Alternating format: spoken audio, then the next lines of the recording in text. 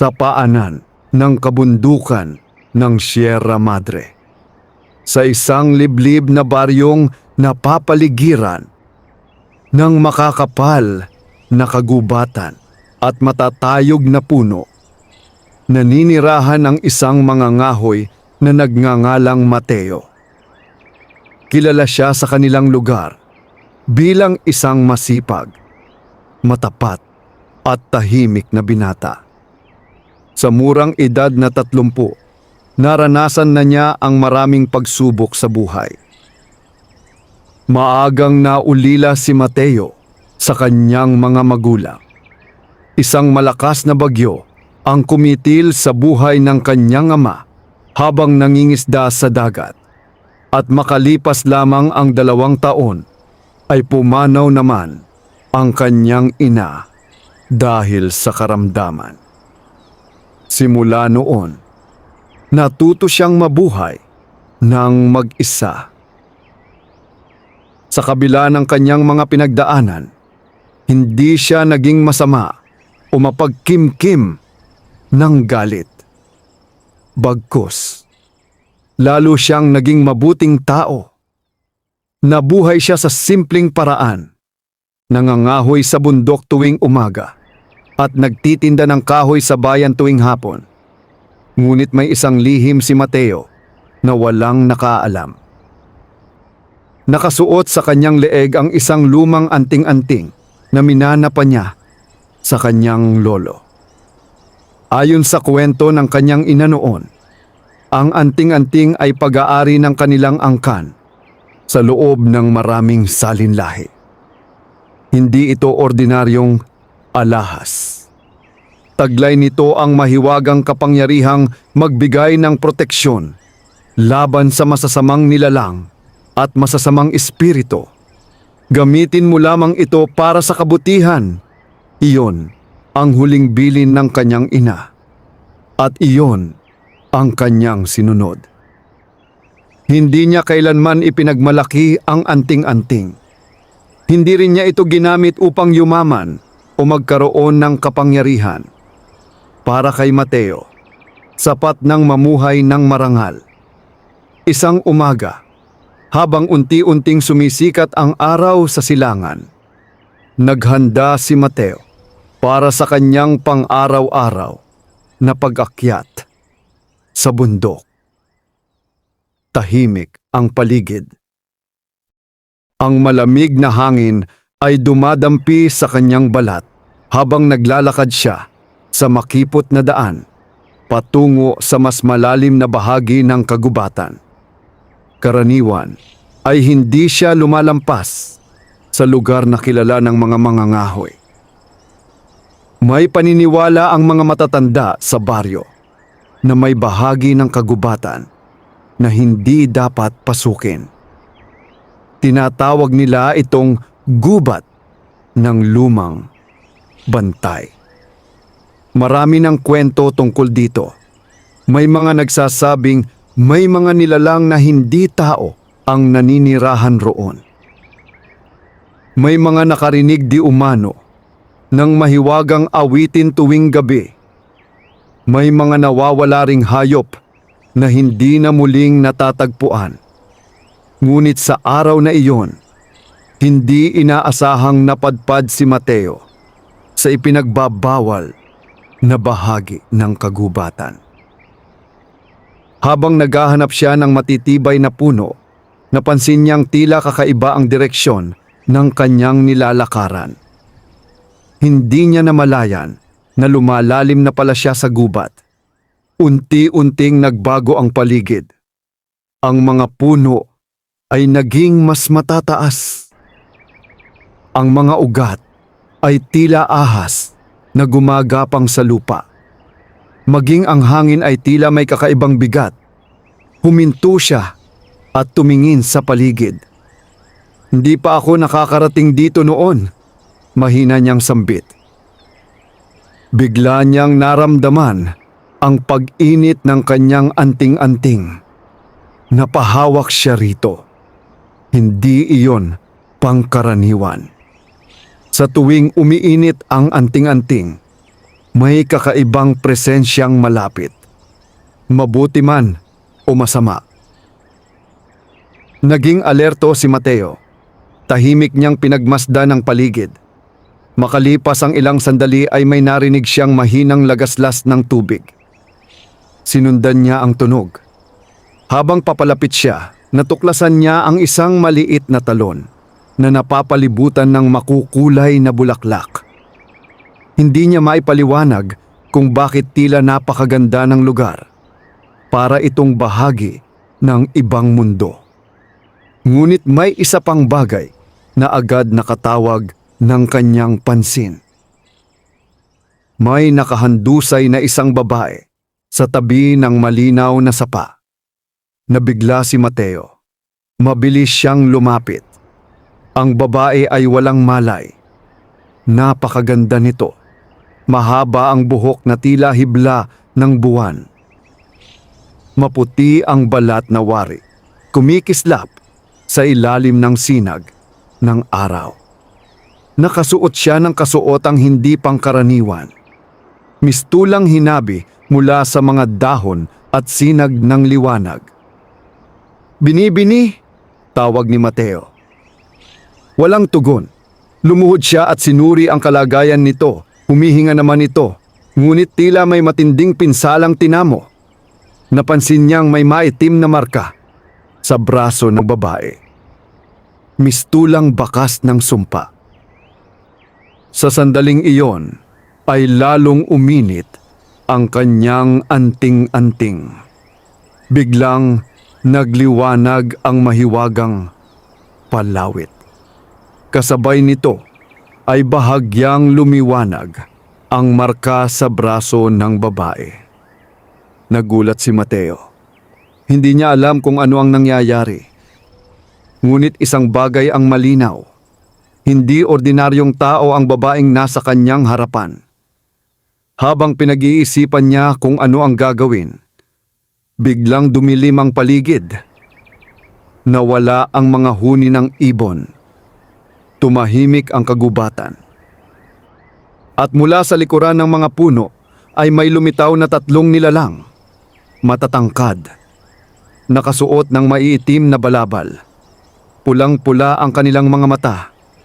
Kaagad na tumayo si Mateo. Naramdaman niya ang panganib. Isa sa mga nilalang ang nagsalita. "Ibigay mo sa amin ang diwata." Napalunok si Mateo. Diwata? Muli niyang tiningnan ang babae. Ngayon ay mas malinaw na sa kanya. Ang kagandahan nito ay hindi pangkaraniwan. May bahagyang kislap na lumilitaw sa kanyang balat. Para bang tunay itong nilalang ng kalikasan. "Ano ang ginawa ninyo sa kanya?" tanong ni Mateo. Tumawa ang isa sa mga nilalang. "Hindi mo kailangang malaman. Hindi ko siya ibibigay." Nagtinginan ng 3 nilalang. Pagkatapos ay unti-unti silang lumapit. Isa ka lamang hamak na tao. Mahigpit na hinawakan ni Mateo ang hawak niyang palakol. Ngunit alam niyang hindi sapat iyon laban sa mga nilalang na nasa kanyang harapan. Sa pagkakataong iyon ay kusang nagliwanag ang kanyang anting-anting. Isang gintong sinag ang bumalot sa kanyang katawan. Napahinto ang mga nilalang. May bakas ng takot sa kanilang muka. Ang bantay na anting, bulong ng isa. "Imposible!" Hindi na nag-atubili ang mga nilalang. Sabay-sabay silang umatake. Ngunit sa mismong sandaling iyon ay bumuga ng napakaliwanag na enerhiya ang anting-anting. Tumalsik ang 3 nilalang na tila tinamaan ng kidlat. Nagliyab ang kanilang mga balabal. Napasigaw sila sa sakit. Makalipas lamang ang ilang segundo ay naglaho silang parang usok. Nanumbalik ang katahimikan. Hingal na hingal si Mateo. Hindi pa niya kailanman nakita ang ganitong kapangyarihan mula sa kanyang anting-anting. Ngunit wala siyang panahon para mag-isip. Muling bumaling ang kanyang atensyon sa diwata. Unti-unti itong gumalaw, bahagyang nagmulat ng mga mata. Nakita niya ang mga matang kulay esmeralda, punong-puno ng hiwaga. Tinitigan siya nito. "Bakit mo ako iniligtas?" Ngumiti ng bahagya si Mateo. "Dahil nangangailangan ka ng tulong." Napatingin ang diwata sa kanya. Parang sinusuri ang kanyang pagkatao. Pagkaraan ng ilang sandali, ay dahan-dahan nitong ipinikit muli ang mga mata. Bago mawalan ng malay, ay mahina nitong sinabi, "Natagpuan na kita, tagapagmana ng bantay na anting." Napatigil si Mateo. Nanlaki ang kanyang mga mata. Hindi niya naunawaan ang ibig sabihin ng mga salitang iyon. Ngunit pakiramdam niya ay nagsimula na ang isang paglalakbay na tuluyan ng magbabago sa kanyang buhay. Sa gitna ng mahiwagang kagubatan, habang hawak niya ang walang malay na diwata, hindi niya alam na ang kanyang kapalaran at ang kapalaran ng buong kaharian ng mga diwata ay mag-uugnay mula sa araw na iyon. At sa malayong bahagi ng kagubatan, may mga matang nagmamasid, mga matang naghihintay, mga matang sabik na mabawi ang diwata sa anumang paraan. Nang muling sumikat ang araw kinabukasan, nabalot ng ginintuang liwanag ang maliit na kubo ni Mateo sa gilid ng kagubatan. Karaniwan ng tahimik ang kanyang tahanan, ngunit sa araw na iyon ay may kakaibang pakiramdam na bumabalot sa paligid. Magdamag niyang inalagaan ang misteryosang diwata na kanyang nasagip. Hindi niya ito iniwan kahit isang sandali. Matapos ang nangyari sa kagubatan, nagpasya siyang dalhin ito sa kanyang tahanan upang matiyak ang kaligtasan nito. Hindi niya alam kung sino ang mga nilalang na umatake, ngunit malinaw na hindi pa tapos ang panganib. Tahimik siyang nakaupo sa tabi ng higaan habang pinagmamasdan ang natutulog na diwata. Kahit walang malay, tila may kakaibang liwanag na nagmumula rito. Maging ang simpleng silid ay mistulang nabigyan ng buhay. Biglang gumalaw ang mga daliri ng diwata. Unti-unti nitong iminulat ang mga mata. Napansin agad ito ni Mateo. "Gising ka na!" Napatingin ang diwata sa kisame bago dahan-dahang ibinaling ang tingin sa kanya. May pagkalito sa kanyang mukha. "Saan ako naroroon?" "Nasa bahay kita. Nakita kita kahapon sa kagubatan." Tahimik itong napaisip. Parang pilit inaalala ang mga nangyari. Makalipas ang ilang sandali, ay bumalik ang lungkot sa kanyang mukha. "Naalala ko na. May humahabol sa akin." Tumango si Mateo. "Nakita ko sila." Bahagyang nanlaki ang mga mata ng diwata. "At buhay ka pa?" Napangiti si Mateo. Sa kabutihang palad, hindi makapaniwala ang diwata. Muli nitong pinagmasdan ang binata. Ngayon lamang niya napansin ang anting-anting na nakasabit sa leeg nito. Agad siyang napaupo. "Ang bantay na anting!" Napahawak si Mateo sa kanyang palawit. "Alam mo ito?" Tumango ang diwata. "At higit pa sa alam mo." Naging seryoso ang kanyang mukha. "Ang anting-anting na yan ay hindi lamang simpleng pamana.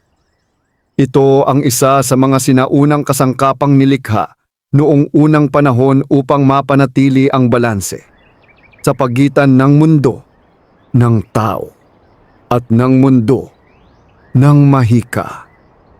Nanahimik si Mateo. Hindi niya alam kung paniniwalaan niya ang lahat ng iyon. Ngunit matapos ang kanyang nasaksihan kahapon, unti-unti na niyang tinatanggap na mas malawak ang mundo kaysa sa kanyang inaakala. Ako nga pala si Mateo. Ngumiti ng bahagya ang diwata. Ako naman si Amarilis. Isa akong diwata mula sa kaharian ng luntian. Muling napuno ng katahimikan ang silid. Napatingin si Mateo sa bintana. Sa buong buhay niya, hindi niya inakalang darating ang araw na makikipag-usap siya sa isang tunay na diwata. Bakit kanila hinahabol? Malungkot na yumuko si Amarilis. Dahil ako ang huling tagapagmana ng korona ng liwanag. Hindi agad nakaimik si Mateo. Nagpatuloy ang diwata. Noong nakaraang buwan, sinalakay ng mga nilalang ng kadiliman ang aming kaharian. Pinamumunuan sila ng isang makapangyarihang nilalang na kilala bilang si Morvath.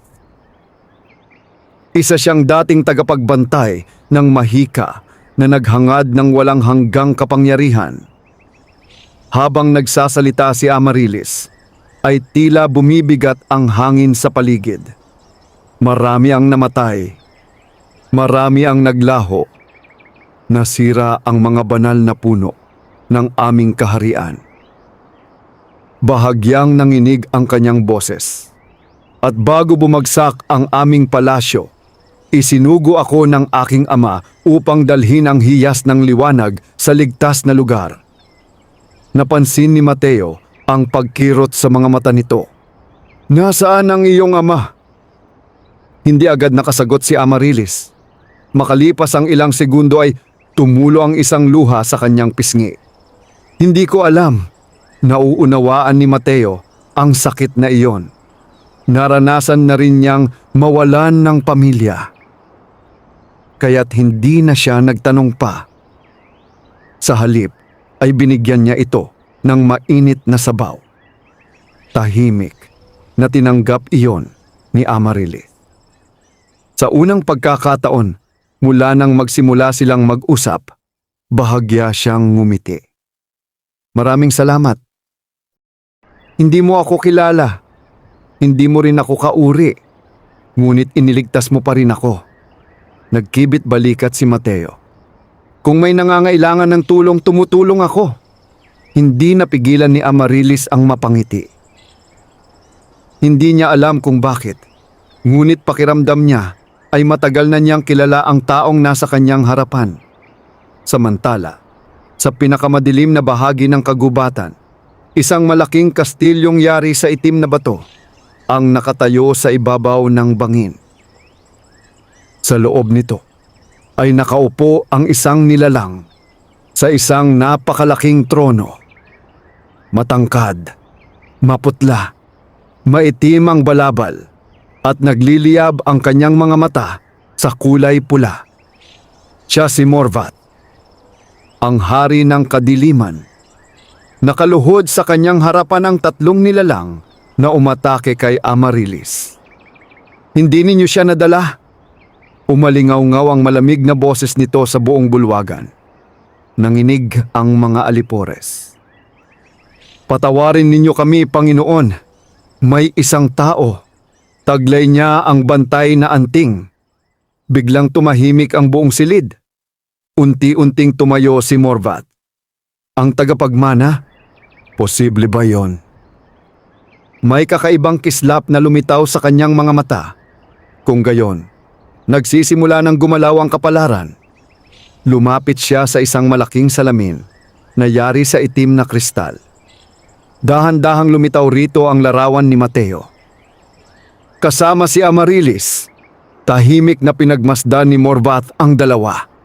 Pagkatapos ay ngumiti siya, ngunit hindi iyon ngiti ng kabaitan, kundi ng isang nilalang na may mapanganib na plano. Hayaan muna silang mabuhay. Mas magiging kapaki-pakinabang sila kapag natagpuan nila ang hinahanap ko.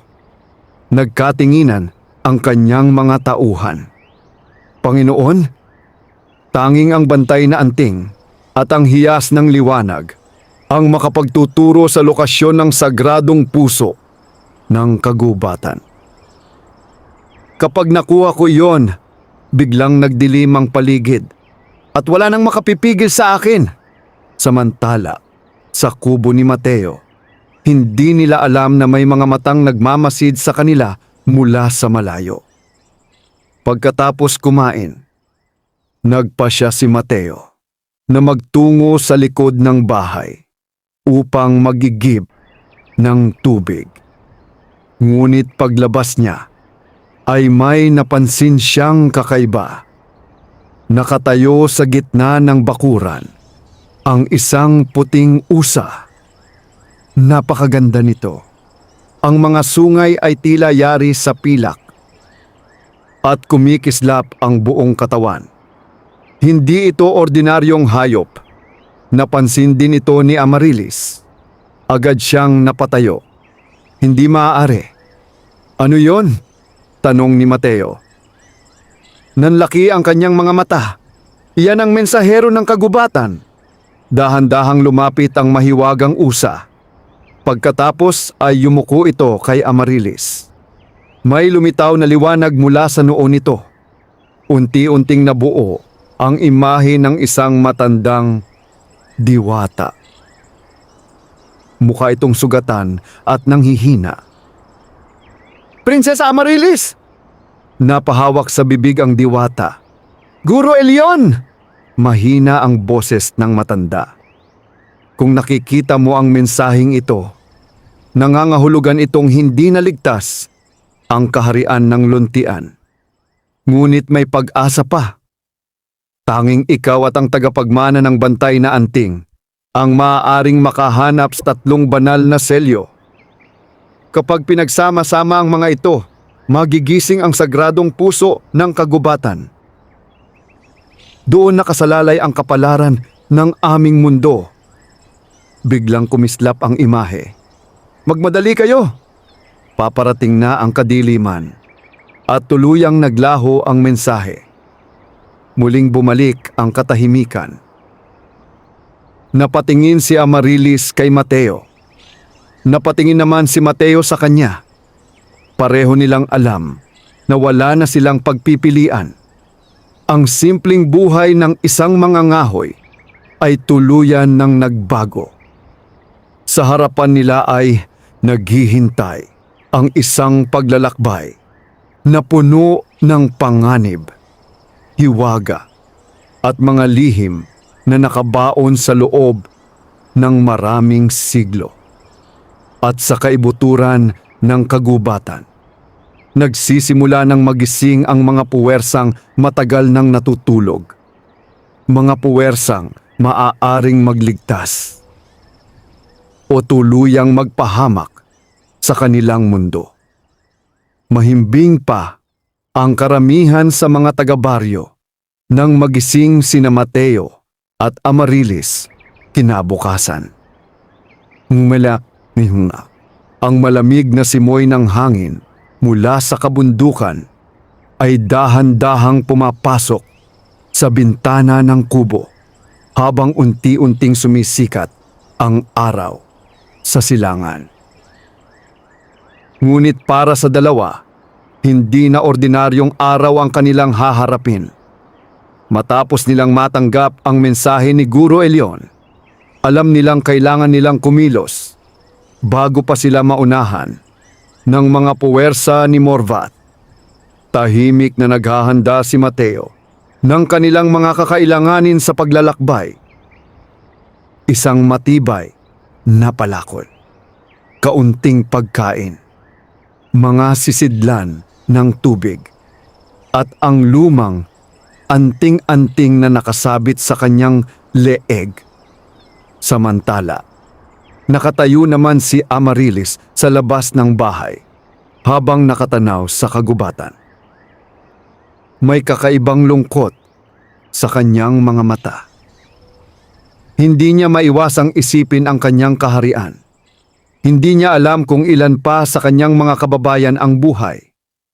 Hindi niya alam kung muli pa niyang makikita ang kanyang pamilya. Ngunit sa kabila ng lahat, alam niyang hindi siya maaaring mawalan ng pag-asa. Lumapit si Mateo. "Handa ka na ba?" Tumango si Amaryllis. "Handa na." Pagkatapos ng ilang sandali, ay nagsimula na silang maglakbay. Habang papalayo sila sa baryo, napapansin ni Mateo ang kakaibang pagbabago sa paligid. Ang mga puno ay tila mas buhay. Ang mga ibon ay tila sumusunod sa kanilang pagdaan. Maging ang hangin ay wari may dalang bulong na hindi niya maunawaan. "Ano ang nararamdaman mo?" tanong ni Amaryllis. Nagulat si Mateo. "Paano mo nalaman?" Ngumiti ang diwata. "Kapag pinili ka ng mahika, nagsisimula kang maramdaman ang mga bagay na hindi kayang maramdaman ng ordinaryong tao." Napatingin si Mateo sa kanyang anting-anting. Mula nang makilala niya si Amaryllis, mas madalas itong magliwanag. Parang may nais itong ipahiwatig. Makalipas ang ilang oras ng paglalakad, ay nakarating sila sa isang bahagi ng kagubatan na hindi pa kailanman nakita ni Mateo. Napakatahimik ng lugar. Walang ibon, walang kuliglig, walang kahit anong tunog. Tanging ang hangin lamang ang maririnig. Huminto si Amaryllis. "Nandito na tayo." "Ano ang lugar na ito?" "Ang lambak ng mga lumang tagapagbantay." Napakunot ang noo ni Mateo. Sa gitna ng malawak na lambak ay may nakatayong napakalaking mga estatwang bato. Mahigit 10 estatwa ang nakapaligid sa isang sinaunang templo na halos natatakpan na ng mga baging. Kahit wasak na ito, sa paglipas ng panahon, kapansin-pansin pa rin ang dating kadakilaan nito. Biglang uminit ang anting-anting ni Mateo. Kasabay nito ay kumislap ang isang simbolo sa pintuan ng templo. Nanlaki ang mga mata ni Amaryllis.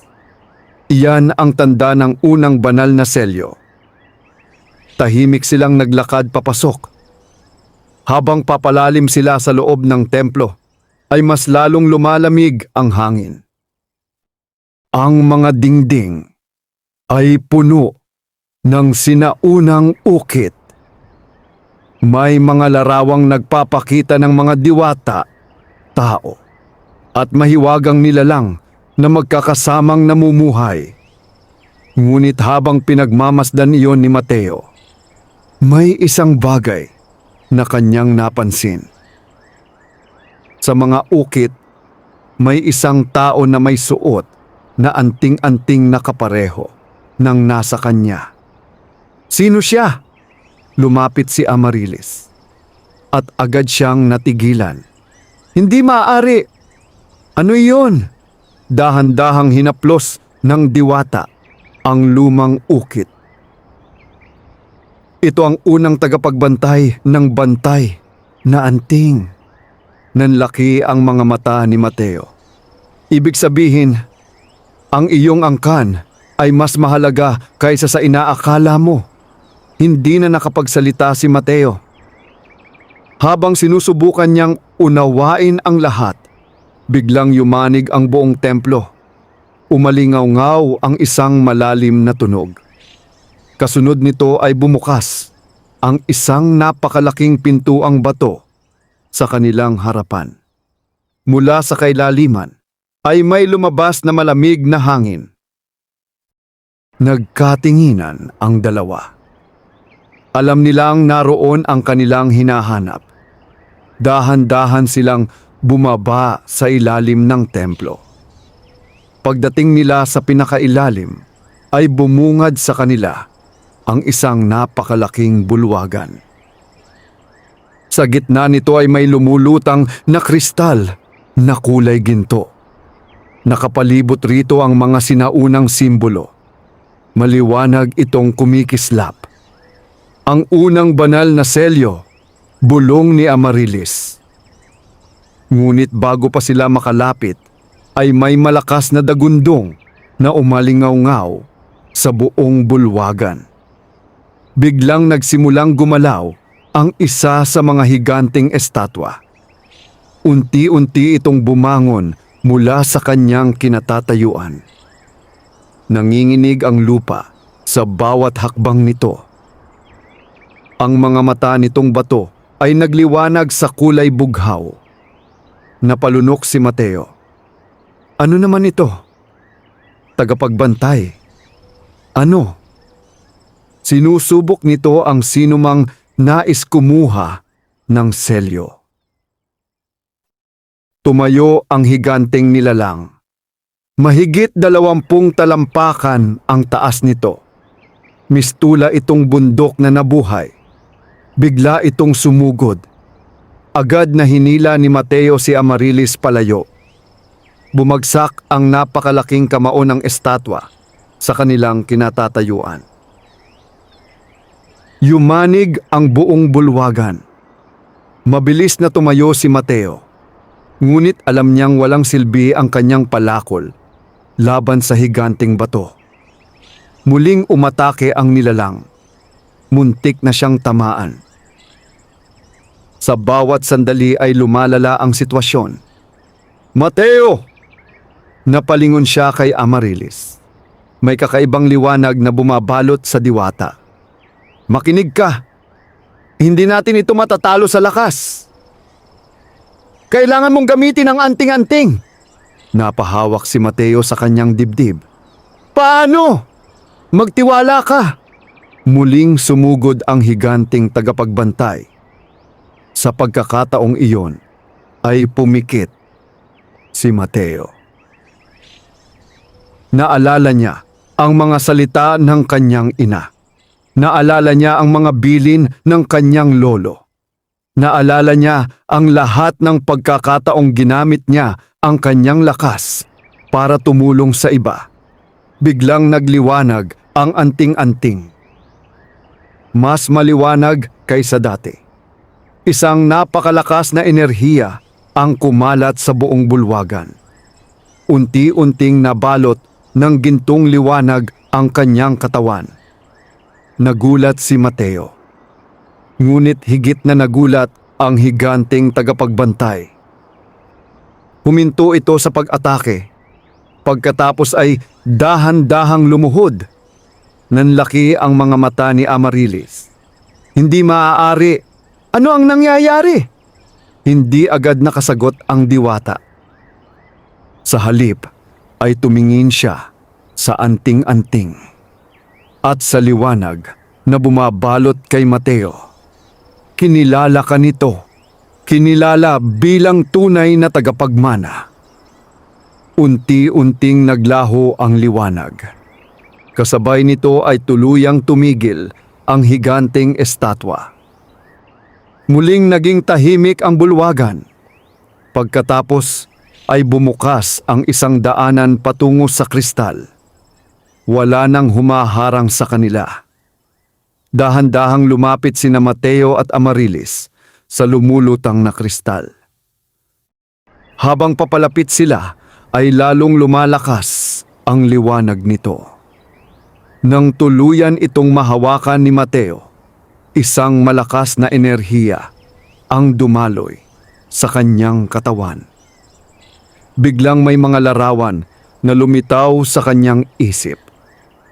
Mga sinaunang digmaan, mga diwata, mga tagapagbantay, at isang napakalaking puno na umaabot hanggang kalangitan. Pagkatapos ay may isang tinig na umalingaw-ngaw sa kanyang isipan. Isa sa tatlo ay natagpuan na, ngunit ang kadiliman ay papalapit. Mag-ingat sa aninong nagmamasid. Mabilis na nawala ang pangitain. Napahawak si Mateo sa kanyang ulo. Ayos ka lang?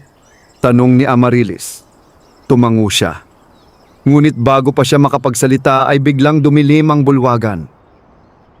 Nawala ang liwanag ng kristal. Nawala ang katahimikan. At mula sa kailaliman ng templo ay may narinig silang mabagal na palakpak. 1, 2, 3. Unti-unti silang napalingon. At sa dulo ng bulwagan ay nakatayo ang isang lalaking nakasuot ng maitim na balabal. Pulang-pula ang mga mata nito at sa kanyang mukha ay nakaguhit ang malamig na ngiti. Si Morvat. Sa unang pagkakataon ay nagkaharap ang hari ng kadiliman at ang tagapagmana ng bantay na anting. At sa titig pa lamang ng nilalang ay naramdaman na ni Mateo ang panganib na higit pa sa anumang kanyang naranasan. Nanatiling tahimik ang buong bulwagan matapos lumitaw si Morvat. Tila huminto ang oras. Maging ang malamig na hangin sa loob ng sinaunang templo ay parang natakot sa presensya ng nilalang na nasa kanilang harapan. Mahigpit na hinawakan ni Mateo ang kanyang palakol. Samantala, bahagyang umatras si Amarilis. Hindi dahil sa takot lamang, kundi dahil sa pagkabigla. Sa unang pagkakataon, matapos ang pagbagsak ng kaharian ng Luntian, muli niyang nakita ang nilalang na naging dahilan ng kanilang kapahamakan. Si Morvat. Ang dating tagapagbantay ng sinaunang mahika. Ang nilalang na minsang nangakong poprotektahan ang balanse ng mundo at ang nilalang ding nagpasyang sirain ito. Ngumiti si Morvat habang dahan-dahang naglalakad palapit. Hindi nagmamadali, hindi kinakabahan. Para bang sigurado siyang hawak niya ang sitwasyon. Prinsesa Amarilis. Malamig ang kanyang tinig. Matagal kitang hinanap. Hindi sumagot ang diwata. Tanging galit lamang ang mababanaag sa kanyang mga mata. Pagkatapos ay tumingin si Morvat kay Mateo. Matagal niya itong pinagmasdan. Parang sinusukat ang kanyang pagkatao. Kaya ikaw ang tagapagmana. Tahimik si Mateo. Ngunit hindi niya inalis ang tingin sa kalaban. Mas bata ka kaysa sa inaasahan ko. At mas matapang din. Huminto si Morvat ilang hakbang mula sa kanila. Pagkatapos ay tumingin siya sa unang banal na selyo na hawak ni Mateo. Bahagyang ngumiti ang nilalang. Napakabuti. Napakunot ang noo ni Mateo. Ano ang ibig mong sabihin? Tulungan mo pa akong hanapin ang natitirang 2 selyo. Lalo mong pinapadali ang aking trabaho. Naramdaman ni Mateo ang pagtaas ng galit sa kanyang dibdib. Hindi mangyayari iyon. Tumawa si Morvat. Ngunit walang kasiyahan sa kanyang tawa. Isa iyong malamig at nakakatakot na tunog. Marami nang nagsabi niyan sa akin noon. Unti-unting nagdilim ang paligid. Ang mga anino sa sahig ay nagsimulang gumalaw. Mistulang buhay. Biglang lumitaw ang 12-dosenang maitim na nilalang mula sa kadiliman. Mga nilalang na may matutulis na kuko. Mahahabang pangil. At mga matang nagliliyab sa kulay pula. Agad na pumuwesto si Mateo sa harap ni Amarilis. Ngunit nanatiling kalmado si Morvat. Hindi ko kayo papatayin ngayon. Nagkatinginan sina Mateo at Amarilis. May mas mahalaga akong plano. Biglang itinaas ni Morvat ang kanyang kamay. Isang malakas na alon ng maitim na enerhiya ang sumabog sa buong bulwagan. Nayanig ang templo. Nabasag ang ilang haligi. Bumagsak ang mga bato mula sa kisame. Mateo! Agad na hinila ni Amarilis ang binata. Muntik na silang matamaan ng isang malaking tipak ng bato. Sa gitna ng kaguluhan ay nagsimulang gumuho ang buong bulwagan. Unti-unting bumibitak ang sahig. Lumalakas ang pagyanig. Napatingin si Mateo kay Morvat. Ngunit nakangiti lamang ito. Parang matagal na niyang pinaghandaan ang lahat. Hanapin ninyo ang natitirang mga selyo. Sapagkat sa huli, biglang kumislap ang kanyang mga mata. Ako rin ang makikinabang, kasabay ng kanyang mga salita, ay nilamon siya ng maitim na usok. At naglaho siya.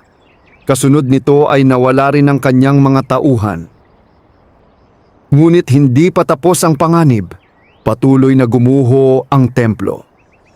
Kailangan na nating umalis, sigaw ni Amarilis. Tumango si Mateo. Mabilis silang tumakbo palabas. Sa bawat hakbang ay may mga batong bumabagsak sa kanilang paligid. May mga bitak na lumalawak sa sahig. May mga haliging nagkakawasak. Pakiramdam nila ay anumang sandali ay tuluyan ng babagsak ang buong templo. Habang tumatakbo ay may isang malaking tipak ng bato ang bumagsak sa harapan ni Amarilis. Napahinto siya. Masyadong malaki upang malampasan, ngunit wala na silang oras. Mabilis na lumapit si Mateo. Hinawakan niya ang bato. At sa unang pagkakataon ay kusang nagliwanag muli ang kanyang anting-anting. Isang gintong enerhiya ang dumaloy sa kanyang katawan. Biglang lumakas ang kanyang puwersa. Unti-unti niyang naitulak ang napakalaking bato. Nanlaki ang mga mata ni Amarilis. Hindi niya pa nakikitang gamitin ni Mateo ang kanyang kapangyarihan sa ganitong paraan. Nakakaya mo. Hindi ko rin alam kung paano. Ngunit nagpatuloy siya. Sa huli ay nagawa niyang maitulak ang bato upang makadaan sila. Muli silang tumakbo. At ilang sandali bago tuluyang bumagsak ang templo, nakalabas sila sa pangunahing pasukan. Pagdating nila sa lambak ay bumagsak ang buong sinaunang estruktura. Umalingaw-ngaw ang napakalakas na dagundong sa buong kagubatan. Kasabay nito ay umangat ang makapal na ulap ng alikabok. Matagal bago muling bumalik ang katahimikan. Hingal na hingal sina Mateo at Amarilis. Pareho silang nakaupo sa damuhan. Pagkatapos ng ilang sandali ay nagsalita si Mateo. Bakit hindi niya tayo pinatay? Tahimik si Amarilis.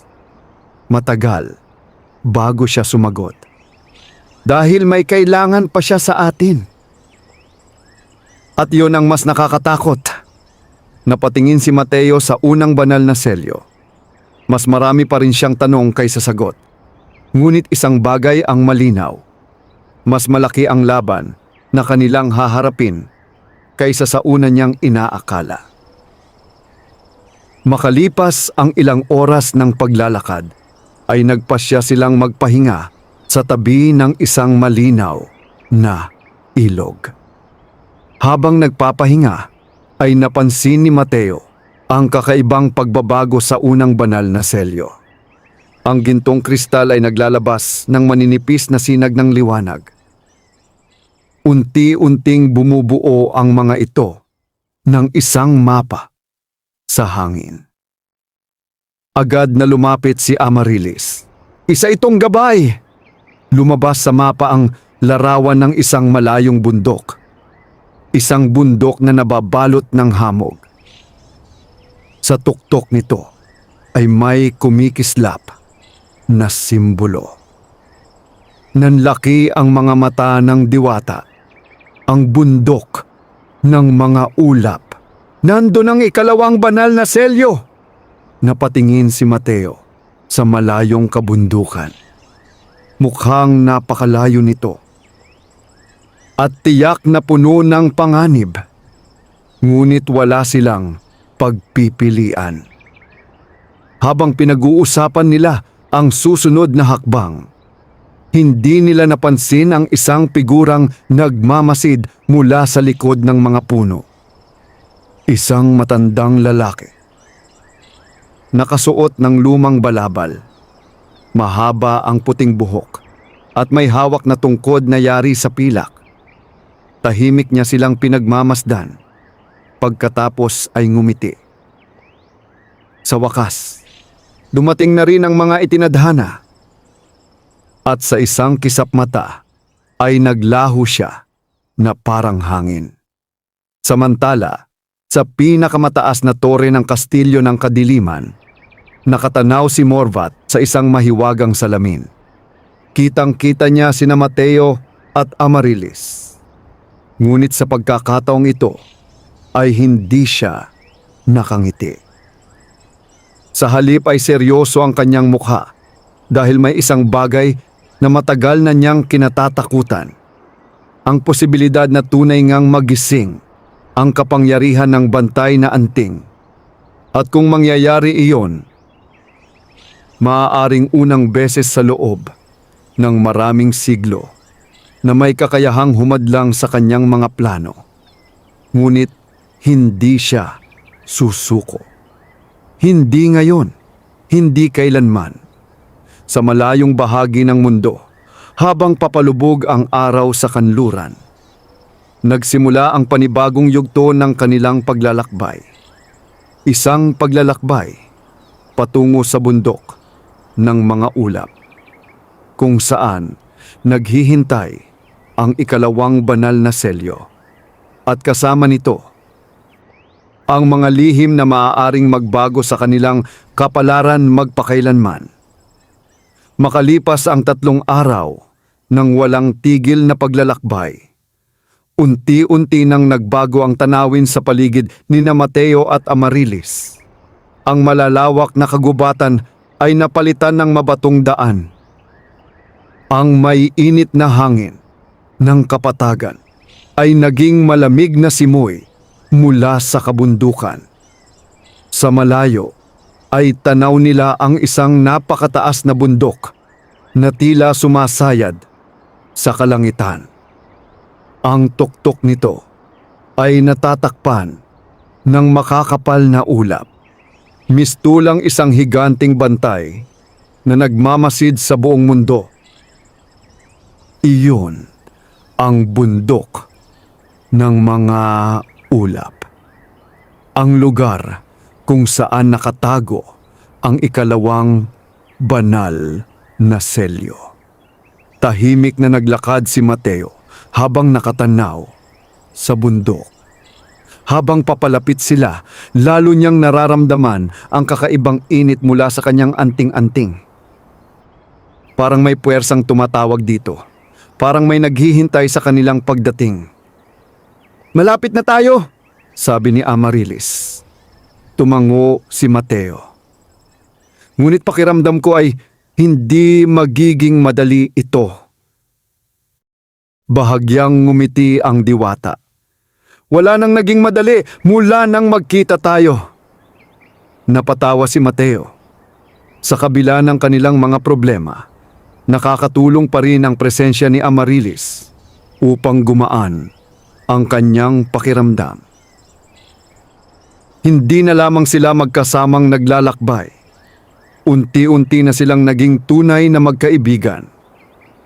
Pagsapit ng dapit hapon, ay narating nila ang paanan ng bundok. Doon nila natagpuan ang isang maliit na pamayanan. Iilan lamang ang mga bahay. Napapalibutan ito ng matataas na pine tree. Tahimik ang buong lugar. Ngunit kakaiba ang mga tao. Lahat sila ay tila nag-aalala. May takot sa kanilang mga mukha. Napansin ito ni Mateo. "May problema yata rito," tumango si Amarilis. "Nararamdaman ko rin."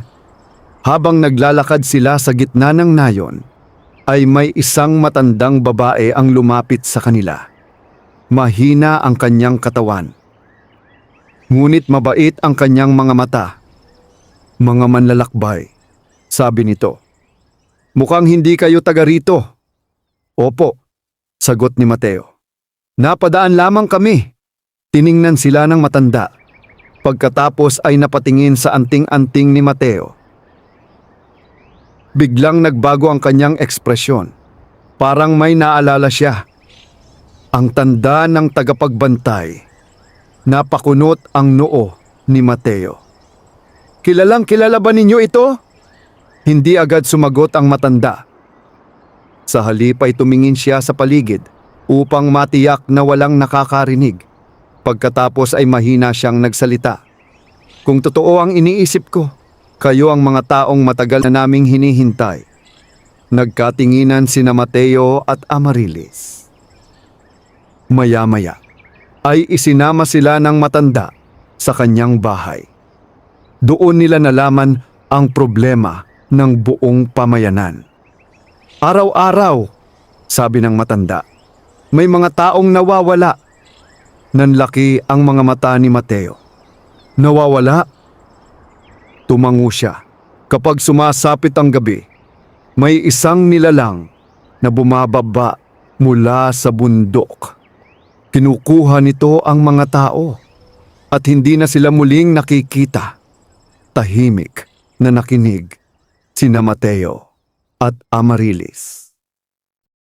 Marami nang nagtangkang labanan yon, pagpapatuloy ng matanda. Ngunit walang bumalik. Naging seryoso ang mukha ni Amarilis. Ano ang itsura ng nilalang? Napayuko ang matanda. Walang nakaalam. Ang tanging nakikita lamang ay ang dalawang nagliliwanag na mata sa loob ng hamog. Biglang naramdaman ni Mateo ang pag-init ng kanyang anting-anting. Muli, mas malakas kaysa dati. At sa pagkakataong iyon ay sigurado siya. May kaugnayan ang nilalang sa kanilang hinahanap. Kinagabihan ay nagpasya silang magbantay. Tahimik ang buong nayon. Nakatago ang mga tao sa kanilang mga bahay. Nakasara ang lahat ng bintana. Maging ang mga hayop ay tila natatakot. Habang lumalalim ang gabi, ay unti-unting bumaba ang makapal na hamog mula sa bundok. Unti-unti nitong nilamon ang buong paligid. Dumarating na ito, bulong ng matandang babae. Mahigpit na hinawakan ni Mateo ang kanyang palakol. Samantala, naghanda rin si Amarilis. Biglang lumamig ang hangin. Kasunod nito ay may malalim na ugong na umalingaw-ngaw sa buong lugar. Parang isang dambuhalang nilalang ang humihinga sa loob ng kadiliman. At pagkatapos dalawang matingkad na matang kulay bughaw ang lumitaw sa gitna ng hamog. Napahigpit ang hawak ni Mateo sa kanyang sandata. Unti-unting lumitaw ang katawan ng nilalang. Napakalaki nito. Halos kasing taas ng dalawang bahay. Mistula itong pinaghalong lobo at espiritu. Ang buong katawan nito ay gawa sa hamog at yelo. Mahahaba ang pangil. At nagliliwanag ang mga mata nito. Bantay ng selyo! Bulong ni Amarilis. Napatigil si Mateo. Ano? Hindi ito masamang nilalang, kundi isang sinaunang tagapagbantay. Napakunot ang noo ni Mateo. Kung ganoon, bakit nito kinukuha ang mga tao? Hindi agad nakasagot ang diwata. Ngunit bago pa siya makapagsalita, ay sumugod ang dambuhalang nilalang. Agad na umiwas si Mateo. Yumanig ang lupa sa lakas ng paglapag nito. Muling umatake ang halimaw. Ngunit sa pagkakataong ito ay hindi gumanti si Mateo. May kakaiba siyang napansin. Habang gumagalaw ang nilalang, may maitim na enerhiyang bumabalot sa katawan nito. Parang may kumokontrol dito. Parang may sumpang nagpapahirap dito. Amarilis, may mali! Napatingin ang diwata at doon niya rin nakita ang maitim na marka sa leeg ng nilalang. Kaparehong marka ng sumpang nakita niya noon. Nanlaki ang kanyang mga mata. Kinontrol ito ni Morvath! Muling umatungal ang halimaw. Ngunit sa pagkakataong ito ay hindi galit ang narinig nila, kundi sakit. Parang humihingi ito ng tulong. Biglang naalala ni Mateo ang diwata noong una niya itong natagpuan. Sugatan, pinahihirapan, at walang kalaban-laban. Hindi natin ito kailangang patayin, tumango si Amaryllis. Kailangan nating palayain ito, ngunit hindi yon magiging madali. Muling sumugod ang halimaw. Sa pagkakataong ito, ay direkta itong tumalon patungo sa kanila. Agad na nagliwanag ang anting-anting ni Mateo. Mas maliwanag kaysa dati. Isang sinag ng gintong enerhiya ang sumabog mula rito. Tumama iyon sa maitim na marka sa leeg ng nilalang. Biglang umalingaw-ngaw ang isang malakas na sigaw. Yumanig ang buong bundok. Napaatras sina Mateo at Amaryllis. Kasunod nito ay nagsimulang maghiwa-hiwalay ang maitim na enerhiya. Parang usok na nilalamon ng liwanag. Patuloy na nagliwanag ang anting-anting. Hanggang sa tuluyang mawala ang sumpa. Makalipas ang ilang sandali, ay bumagsak sa lupa ang dambuhalang nilalang. Tahimik ang buong paligid, walang gumagalaw. Pagkatapos unti-unting nagbago ang anyo ng halimaw. Ang napakalaking katawan nito ay naging isang maringal na puting lobo. Mas maliit, mas payapa, mas maliwanag. Dahan-dahan itong tumayo. Lumapit kay Mateo at sa ikinagulat ng lahat lumuhod ito. Parang nagbibigay galang. Biglang lumiwanag ang noo ng lobo. Mula rito ay lumabas ang isang kristal na kulay pilak. Agad itong lumutang sa ere at lumapit sa unang banal na selyo. Nang magsanib ang kanilang mga liwanag, ay nabuo ang isang bagong simbolo sa hangin. Nanlaki ang mga mata ni Amaryllis. Ang ikalawang banal na selyo. Ngunit bago pa sila makapagdiwang, ay biglang dumilim ang kalangitan. Nawala ang mga bituin. Nawala ang buwan. At mula sa ulap ay may lumitaw na isang napakalaking anyo. Mas malaki pa sa anumang nilalang na kanilang nakita. Dalawang pulang mata ang bumukas sa kadiliman. Kasabay nito ay umalingaw-ngaw ang isang tinig. Isang tinig na puno ng kapangyarihan. At muli ninyo akong binigo! Agad na nakilala ni Amaryllis ang boses. Si Morvat. Ngunit sa pagkakataong ito, hindi lamang siya nagpapadala ng mga tauhan, kundi nagsisimula na siyang kumilos ng personal. At sa unang pagkakataon, ay naramdaman ni na Mateo at Amaryllis ang tunay na lawak ng kapangyarihan ng hari ng kadiliman. Nabalot ng katahimikan ang buong bundok ng mga ulap. Ang mga tao sa nayon ay napalabas sa kanilang mga tahanan upang saksihan ang kakaibang pangyayari sa kalangitan. Ang makakapal na ulap ay umiikot na parang isang higanting ipo-ipo, habang dalawang naglalagablab na pulang mata ang nakatunghay mula sa kadiliman. Para bang mismong gabi ang nagkaroon ng buhay. Naramdaman ni Mateo ang matinding bigat sa kanyang dibdib. Sa unang pagkakataon, mula nang magsimula ang kanilang paglalakbay, tunay niyang naramdaman kung gaano kalakas ang kanilang kalaban. Hindi ito simpleng mangkukulam. Hindi ito karaniwang nilalang. Si Morvath ay isang puwersang kayang magpayanig ng buong mundo. Mateo, mahinang sabi ni Amaryllis. Ano man ang mangyari, huwag kang basta susugod. Hindi sumagot si Mateo. Patuloy lamang siyang nakatitig sa kalangitan. Unti-unting bumuka ang umiikot na ulap. At mula roon ay lumitaw ang isang napakalaking anyo na gawa sa maitim na enerhiya. Mistulang higanting anino. May mga pakpak na kasing lawak ng buong lambak. Ang mga mata nito ay apoy sa galit. Hindi iyon ang tunay na katawan ni Morvath. Isa lamang itong pagpapakita ng kanyang kapangyarihan.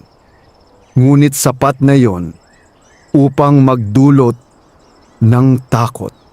Unti-unting umalingaw-ngaw ang kanyang tinig. Nagising ninyo ang ikalawang selyo. Mas mabilis kaysa sa aking inaasahan.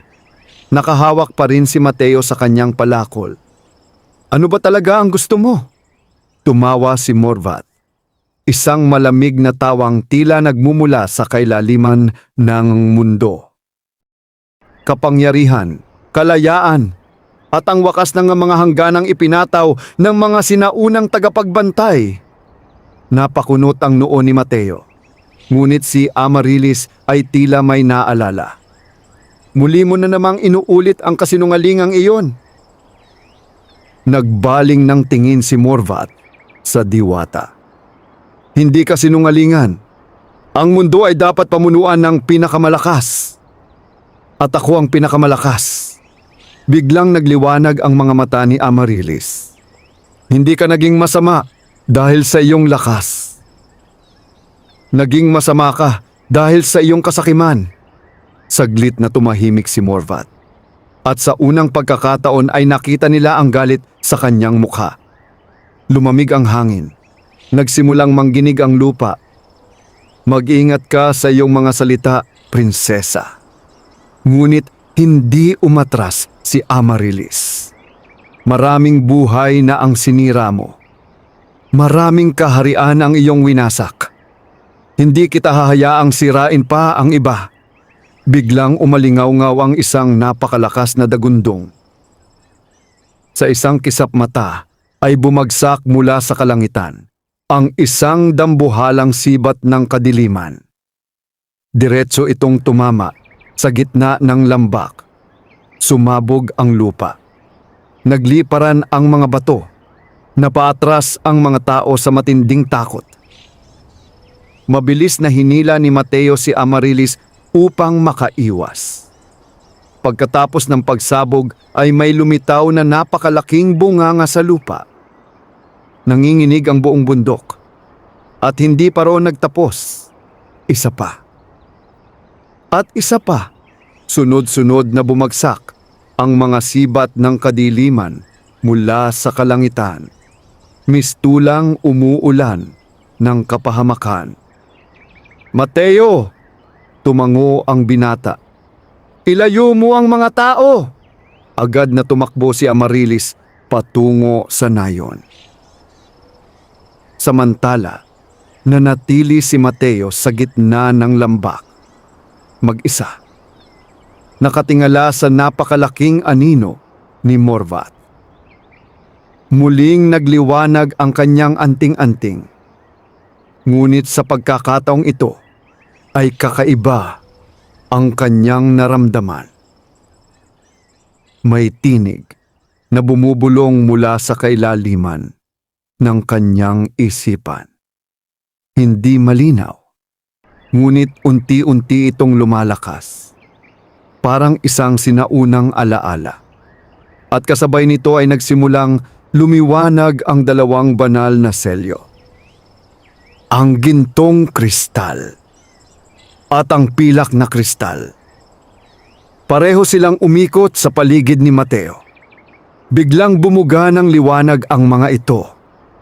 At sa kanyang harapan ay lumitaw ang isang imahe. Isang matandang lalaki, matangkad, may puting balbas at suot ang kaparehong anting-anting. Nanlaki ang mga mata ni Mateo. "Sino ka?" Ngumiti ang matanda. "Ako si Arkan, ang unang tagapagmana ng bantay na anting." Napahinto si Mateo. Ang pangalang iyon ay nakita na niya noon sa mga sinaunang ukit. "Hindi maaari. Makinig kang mabuti," sabi ni Arkan. Wala nang sapat na oras. Sa likuran nila ay patuloy na umaatake si Morvat. Ngunit tila hindi naaapektuhan ng kaguluhan ang mahiwagang pangitain. Ang kapangyarihan ng bantay na anting ay hindi nagmumula sa lakas. Hindi rin ito nagmumula sa galit. Ang tunay nitong pinagmumulan ay sakripisyo. Napakunot ang noo ni Mateo. "Hindi ko nauunawaan. Darating ang panahon na mauunawaan mo." Unti-unting nagsimulang maglaho ang anyo ni Arkan. "Hanapin ninyo ang ikatlong selyo. Iyon lamang ang inyong pag-asa. At mag-ingat." Biglang naging seryoso ang mukha nito. Hindi si Morvat ang pinakamalaking panganib. Nanlaki ang mga mata ni Mateo. "Ano?" Ngunit tuluyan nang naglaho ang pangitain. Kasabay nito ay bumalik ang magulong realidad. Patuloy ang pag-atake ni Morvat. Ngunit bago pa ito makapagsagawa ng panibagong pagsalakay, ay may kakaibang liwanag na sumiklab mula sa dalawang selyo. Nagtagpo ang kanilang enerhiya sa himpapawid at bumuo ng isang napakalaking kalasag na gawa sa gintong liwanag. Tumama rito ang mga sibat ng kadiliman, ngunit isa-isang nabasag ang mga ito. Nabigla si Morvat. Sa unang pagkakataon ay nakita nila ang pagtataka sa kanyang mukha. Hindi maaari.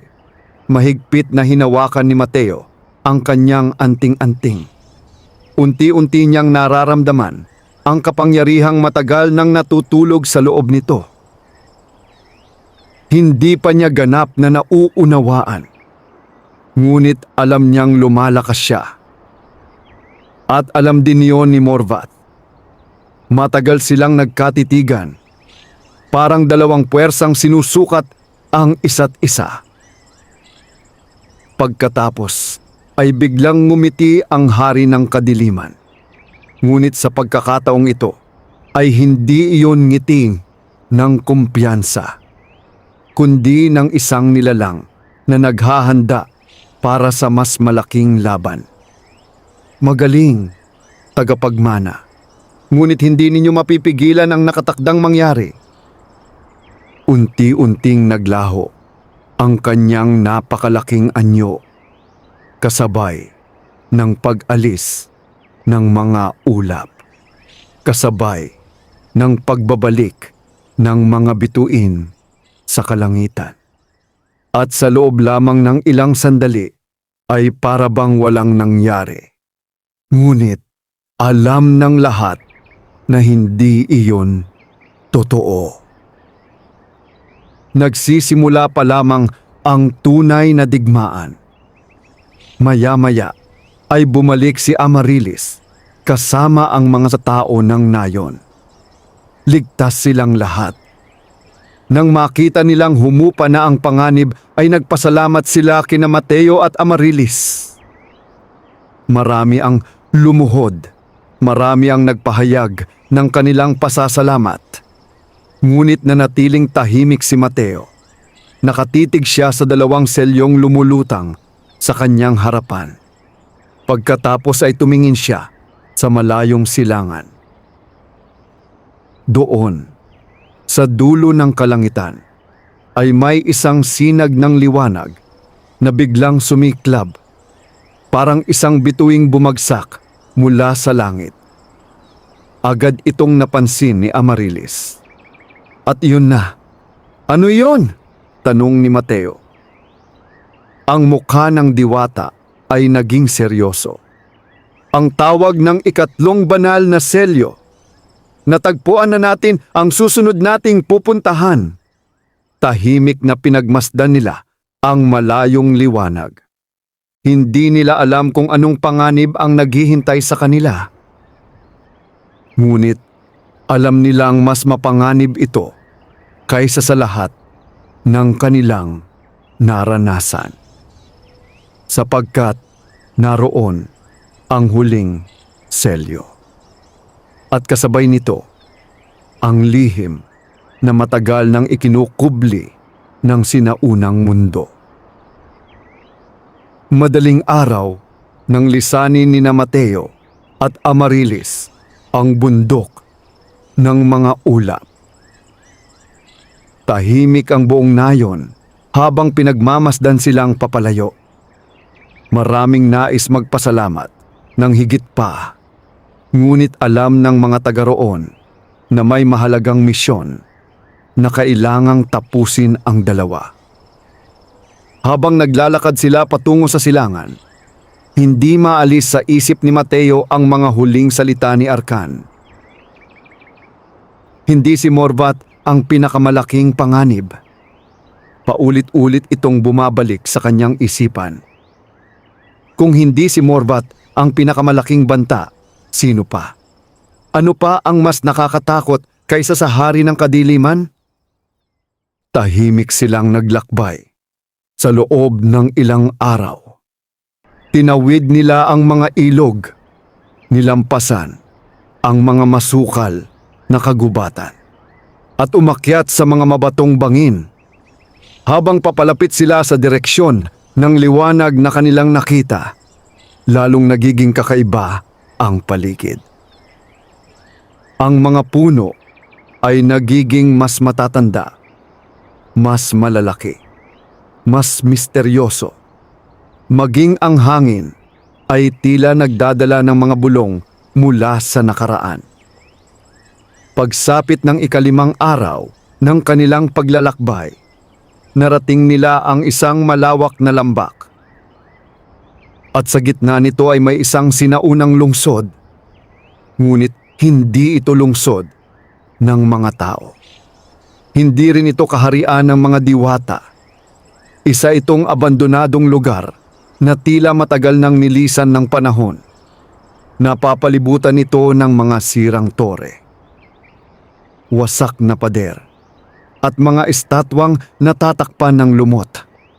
Huminto si Amarilis. Nanlaki ang kanyang mga mata. Hindi maaari. Ano iyon? Tanong ni Mateo. Matagal na tinitigan ng diwata ang lungsod bago siya sumagot. Ito ang Aurelion, ang unang lungsod. Napakunot ang noo ni Mateo. Unang lungsod? Tumango si Amarilis. Matagal bago nagkaroon ng mga kaharian ng tao at diwata, mayroon lamang isang sibilisasyon. Isang dakilang lungsod kung saan magkasamang namuhay ang lahat ng nilalang. Napatingin si Mateo sa mga guho. Kahit wasak na ang lugar, makikita pa rin ang dating karangyaan nito. Mga gusaling yari sa puting bato, malalawak na plaza, at mga estrukturang tila imposible para sa ordinaryong tao. Ano ang nangyari rito? Tahimik si Amarilis. Pagkaraan ng ilang sandali ay sumagot siya. Walang nakaalam. Bigla na lamang itong nawala sa kasaysayan. Habang papalapit sila sa lungsod, muling uminit ang anting-anting ni Mateo. Kasabay nito ay nagsimulang lumiwanag ang dalawang selyo. Nagtagpo ang kanilang mga sinag at itinuro ang gitna ng sinaunang lungsod. Nandoon, sabi ni Amarilis. Nandoon ang ikatlong selyo. Mabilis silang nagtungo sa sentro ng Aurelion. Habang lumalalim sila sa lungsod, lalo nilang nararamdaman ang kakaibang enerhiya. Parang may nagmamasid. Parang may naghihintay. Makalipas ang ilang oras, ay narating nila ang isang napakalawak na plaza. At sa gitna nito ay may nakatayong dambuhalang tore. Mas mataas pa ito kaysa sa anumang gusaling nakita ni Mateo. Bagaman may mga bitak at bakas ng pagkasira, matatag pa rin itong nakatayo. Mistulang hinahamon ang panahon. Sa malaking pintuan nito ay may 3 simbolo. Ang una ay kapareho ng unang selyo. Ang ikalawa ay kapareho ng ikalawang selyo. At ang ikatlo ay isang simbolong hindi pa nila nakikita. Biglang lumutang ang 2 selyo. Lumapit ang mga ito sa pintuan. Kasabay nito ay umalingaw-ngaw ang isang malalim na tunog. Unti-unting bumukas ang tore. At mula sa loob nito ay lumabas ang malamig na hangin. Nagkatinginan sina Mateo at Amarilis. Pagkatapos ay pumasok sila. Sa loob ay may paikot-ikot na hagdang bato na umaakyat hanggang sa pinakatuktok. Tahimik silang umakyat. 1, 2, 3. Maraming palapag ang kanilang nilampasan. At habang papalapit sila sa tuktok ay lalong lumalakas ang enerhiya ng mga selyo.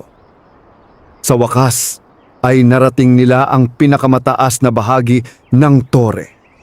Ngunit sa halip na isang silid, isang napakalawak na bulwagan ang bumungad sa kanila. At sa gitna nito ay may lumulutang na kristal. Mas maliwanag ito kaysa sa 2 nauna. Mas makapangyarihan. Mas sinauna. Ang ikatlong banal na selyo. Ngunit hindi iyon ang ikinagulat nila. Sapagkat may nakatayo na sa harapan ng kristal. Isang matandang lalaki. Mahaba ang puting buhok, may hawak na pilak na tungkod, at suot ang parehong balabal na nakita nila noon sa bundok ng mga ulap. Nanlaki ang mga mata ni Mateo. "Ikaw!" ngumiti ang matanda. "Matagal ko na kayong hinihintay." Lumapit si Amarilis. "Sino ka?" Tahimik na tumingin ang matanda sa kanilang dalawa. Pagkatapos ay yumuko ng bahagya. "Ako si Eldros, ang huling tagapag-ingat ng Aurelion." Nabigla ang dalawa. "Huling tagapag-ingat?" Tumango ang matanda. "Sa loob ng maraming siglo, tungkulin kong bantayan ang ikatlong selyo." Lumapit siya sa kristal at hinaplos ito. Ngunit dumating na ang panahon upang maipasa ito. Napatingin si Mateo sa matanda. "Kung ganoon, maaari na naming kunin ang selyo?" Ngunit hindi agad sumagot si Eldros. Sa halip ay naging seryoso ang kanyang mukha. "Hindi pa. Ano ang ibig mong sabihin?" Huminga ng malalim ang matanda. "Dahil hindi kayo handa sa katotohanan, nabalot ng katahimikan ang bulwagan." Pagkatapos ay itinaas ni Eldros ang kanyang tungkod. Biglang nagliwanag ang buong silid. Kasabay nito ay lumitaw sa paligid nila ang napakaraming larawan. Mga alaala, mga pangitain mula sa nakaraan. Nakita nila ang sinaunang Aurelion, punong-puno ng buhay, masagana, mapayapa, ngunit maya-maya ay nagbago ang mga larawan. Lumitaw ang isang napakalaking anino sa kalangitan. Isang nilalang na mas malaki pa sa anumang nakita nila. Mas nakakatakot pa kay Morvat. Mas makapangyarihan. At kasabay nito ay nagsimulang magliyab ang buong lungsod. Nagkaroon ng digmaan, pagkasira, kamatayan. Unti-unting naglaho ang Aurelion. Nanlaki ang mga mata ni Mateo. "Ano yon?" Tahimik na tumingin si Eldros sa kanya at saka nagsalita. Iyan ang dahilan kung bakit nilikha ang 3 banal na selyo. Napalunok si Mateo. Anong dahilan? Mabigat ang naging sagot ng matanda. Upang ikulong ang tunay na hari ng kadiliman. Naramdaman ni Amaryllis na parang huminto ang kanyang puso. Hindi si Morvath?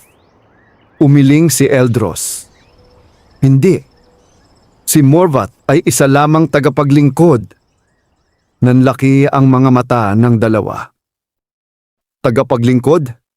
Tumango ang matanda. Ang tunay na pinagmulan ng lahat ng kasamaan ay isang sinaunang nilalang na tinatawag na biglang yumanig ang buong tore. Nabasag ang ilang bahagi ng kisame. Lumakas ang hangin. At mula sa labas ay umalingaw-ngaw ang isang galit na tinig. Eldros! Agad nilang nakilala ang boses. Si Morvath. Ngunit sa pagkakataong ito ay hindi siya nag-iisa. Sa kalangitan sa ibabaw ng Aurelion ay lumitaw ang libu-libong hukbo ng kadiliman. Mga lumilipad na halimaw. Mga nilalang na anino at mga mandirigmang nababalot ng maitim na baluti. Nagsimula na ang pagsalakay. At bago pa maipaliwanag ni Eldros ang buong katotohanan, dumating na ang pinakamalaking digmaan sa kanilang paglalakbay. Isang nakakabinging dagundong ang umalingaw-ngaw sa buong kalangitan. Mula sa pinakamataas na bahagi ng tore ng Aurelion, nasilayan ni Mateo at Amaryllis ang isang tanawing hindi nila kailanman malilimutan.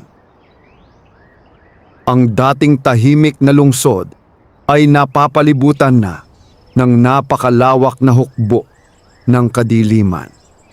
Mistulang isang maitim na dagat na walang katapusan. Libo-libong nilalang ang dahan-dahang sumusulong mula sa bawat direksyon.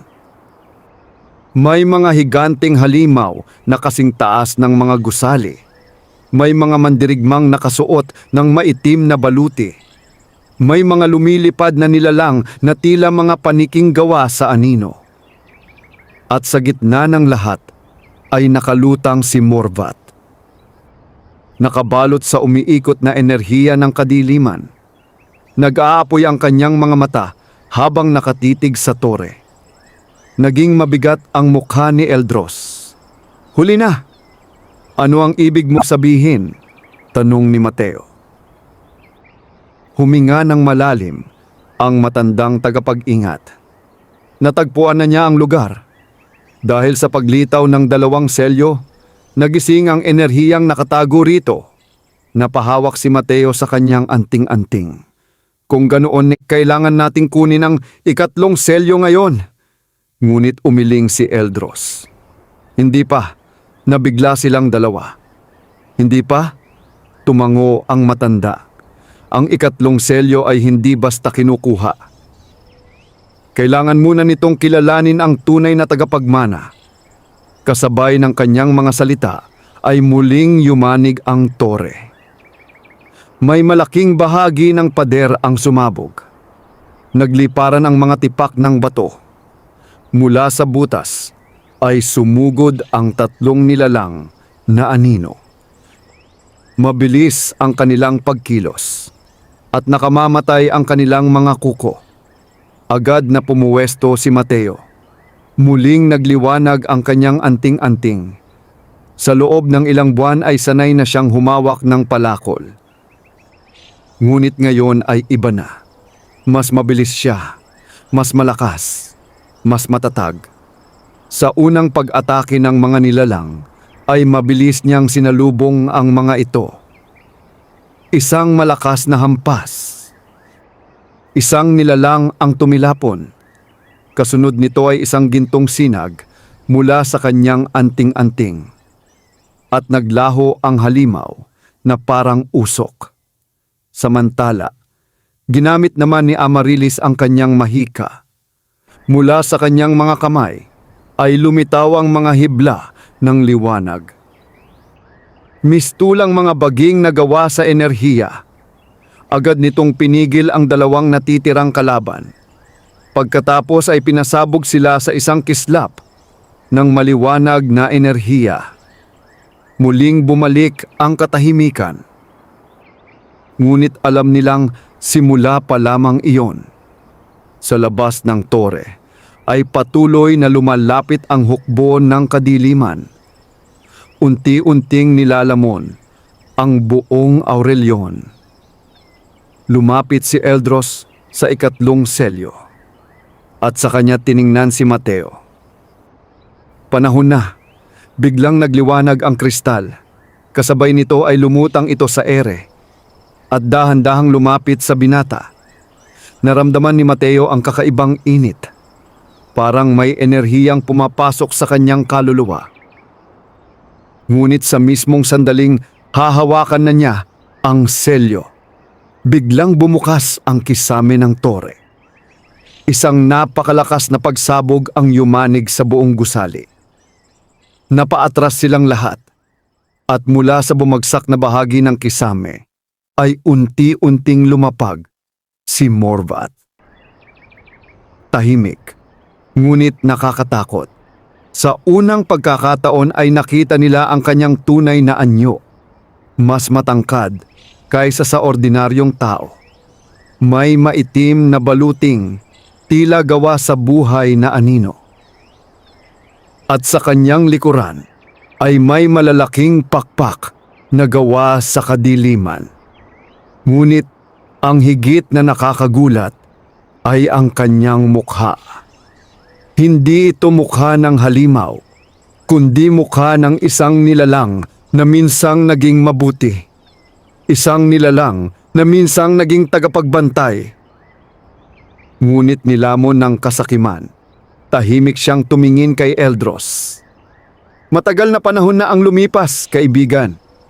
Napapikit si Eldros. Matagal na nga, nagulat sina Mateo at Amaryllis. Magkakilala kayo? Tanong ni Amaryllis.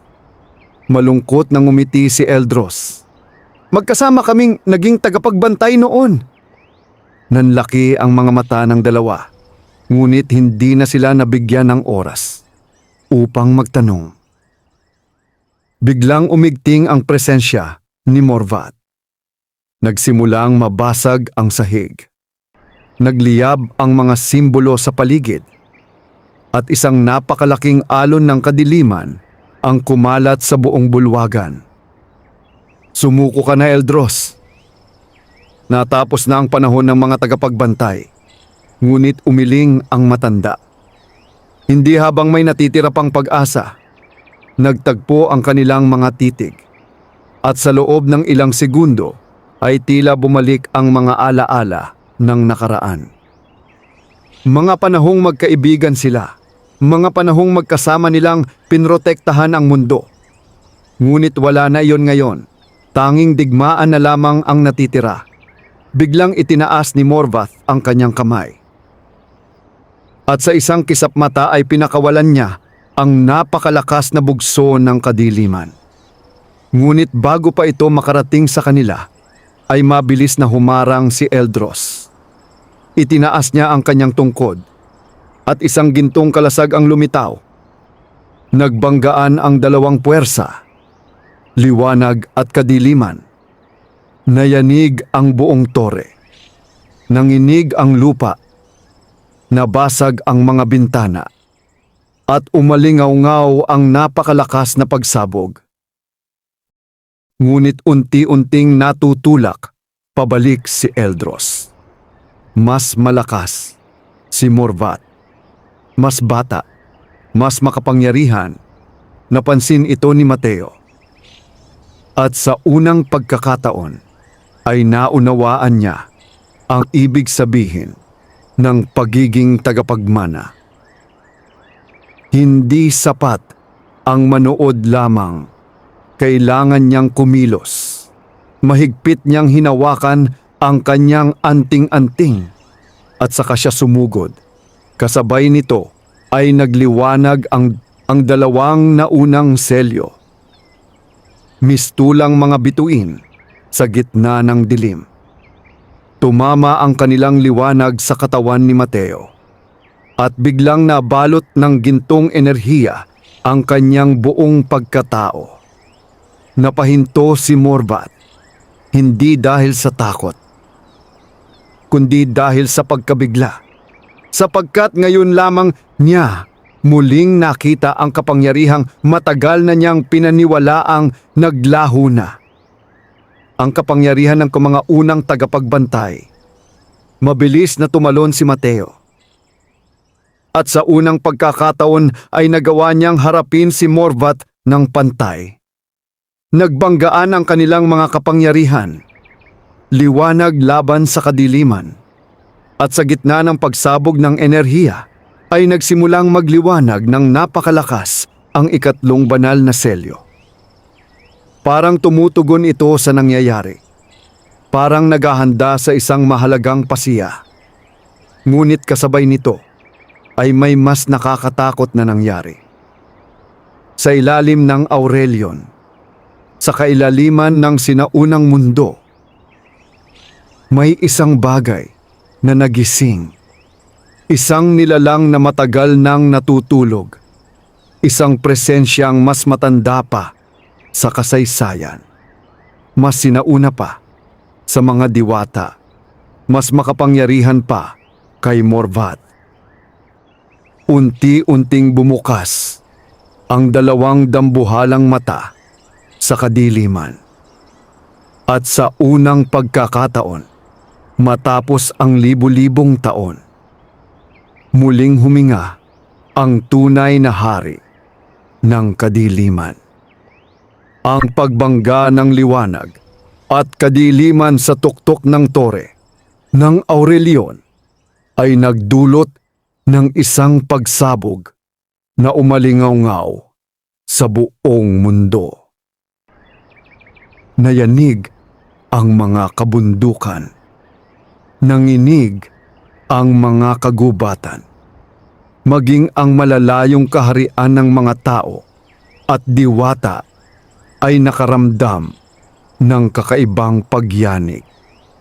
Ngunit hindi pa nila alam na may mas nakakatakot na pangyayaring nagaganap. Sa kailaliman ng sinaunang lungsod ng Aurelion, sa isang lugar na matagal nang nakalimutan ng kasaysayan, nagsimulang mabasag ang mga mahiwagang tanikalang nagkukulong sa isang nilalang. Isa, dalawa, tatlo. Unti-unti silang napuputol. Kasabay nito ay lumalawak ang maitim na enerhiyang bumabalot sa ilalim ng lupa. At sa gitna ng walang hanggang kadiliman, dalawang dambuhalang mata ang tuluyang nagmulat. Ang tunay na hari ng kadiliman ay nagising. Samantala, sa loob ng tore, patuloy ang mabangis na labanan. Halos hindi na makilala ang bulwagan. Wasak ang mga pader. Bagsak ang mga haligi. At nagkalat ang mga tipak ng bato sa bawat sulok. Sa gitna ng kaguluhan ay patuloy na naglalaban sina Mateo at Morvat. Mabilis ang kanilang galaw. Masyadong mabilis para masundan ng ordinaryong mata. Sa bawat pagbangga kanilang kapangyarihan ay may sumasabog na enerhiya sa paligid. Ngunit habang tumatagal ang laban, ay napapansin ni Mateo ang isang bagay. Parang humihina si Morvat, hindi sa pisikal na lakas, kundi sa kanyang kalooban. May bakas ng pagkabalisa sa kanyang mukha. At tila may bagay na kanyang kinatatakutan. Bigla silang nagkalayo matapos ang isang malakas na pagsabog. Huminga ng malalim si Mateo. Samantala, si Morvat ay nakatitig sa sahig ng tore. Parang may nararamdaman. Parang may paparating. Napansin ito ni Amarilis. Ano ang nangyayari? Hindi agad sumagot si Morvat. Sa halip ay napatingin siya sa diwata. At sa unang pagkakataon mula nang makilala nila siya, nakita nila ang takot sa kanyang mga mata. Isang tunay na takot. Huli na! Napalunok si Mateo. Ano ang ibig mong sabihin? Tahimik na tumingin si Morvat sa kanilang lahat. Pagkatapos ay ibinaba niya ang kanyang sandata. Nabigla sina Mateo at Amarili. Maging si Eldros ay natigilan. Hindi ninyo nauunawaan. Mabigat ang kanyang tinig. Akala ninyo, ako ang kalaban. Akala ninyo ako ang pinagmulan ng kadiliman. Tumawa siya ng mapait. Kung alam lamang ninyo ang katotohanan, unti-unting nagdilim ang paligid. Kasabay nito ay lumakas ang pagyanig. At mula sa kailaliman ng Aurelion, ay may narinig silang isang napakalalim na ugong. Mistulang boses ng isang nilalang na natutulog sa loob ng napakahabang panahon. Nanlaki ang mga mata ni Eldros. Hindi agad siyang lumapit sa bintana ng tore. At nang makita niya ang nangyayari sa ibaba, ay namutla siya. Unti-unting nabibitak ang buong lungsod. May mga pulang liwanag na lumalabas mula sa ilalim ng lupa. Parang mga ugat ng isang napakalaking nilalang. Biglang nagsimulang magliwanag ang tatlong banal na selyo. Nag-ikot ang mga ito sa himpapawid. At kasabay nito ay lumitaw ang isang sinaunang simbolo. Sa gitna ng bulwagan, napahawak si Eldros sa kanyang dibdib. Nabigo tayo. Hindi makapaniwala si Amarilis. Hindi pa, ngunit umiling ang matandang tagapag-ingat. Ang mga selyo ay hindi nilikha upang pigilan si Morvat. Nanlaki ang mga mata ni Mateo. Naalala niya ang sinabi ni Arkan. Hindi si Morvat ang pinakamalaking panganib. At ngayon ay nagsisimula na niyang maunawaan. Biglang umalingaw-ngaw ang isang napakalakas na dagundong. Kasunod nito ay bumukas ang lupa sa gitna ng Aurelion. At mula sa kailaliman ay may umangat na isang napakalaking haligi ng kadiliman. Mas mataas pa sa mga bundok, mas malawak pa sa mga ulap. Nayanig ang buong mundo. Unti-unting nabuo ang isang napakalaking anyo. Hindi ito tao, hindi rin halimaw. Isa itong sinaunang nilalang na tila nilikha mula sa mismong kadiliman ng sansinukob. Ang kanyang katawan ay nababalot ng umiikot na anino. Ang kanyang mga mata ay parang dalawang nagliliyab na buwan. At ang kanyang presensya ay sapat upang mawalan ng pag-asa ang sinumang makakita. Tahimik ang lahat, walang makapagsalita. Pagkatapos ay nagsalita ang nilalang. At ang kanyang tinig ay parang sabay-sabay na kulog sa buong mundo. Sa wakas, dumating na rin ang aking paglaya. Naramdaman ni Mateo ang matinding bigat sa kanyang katawan. Maging ang kanyang anting-anting ay nanginginig. Parang natatakot. Parang kinikilala ang kapangyarihang nasa harapan nila. Unti-unting lumuhod ang hukbo ng kadiliman sa labas ng lungsod. Maging ang mga nilalang na matagal nang naglilingkod kay Morvat ay yumuko. Ngunit Ang mas nakakagulat ay si Morvat mismo. Dahan-dahan siyang lumuhod, hindi dahil sa paggalang, kundi dahil sa takot. Tunay na Panginoon, nabigla sina Mateo at Amarilis. Kaya pala tinawag lamang siyang tagapaglingkod dahil may mas mataas pang nilalang na kanyang pinaglilingkuran. Ngumiti ang sinaunang nilalang.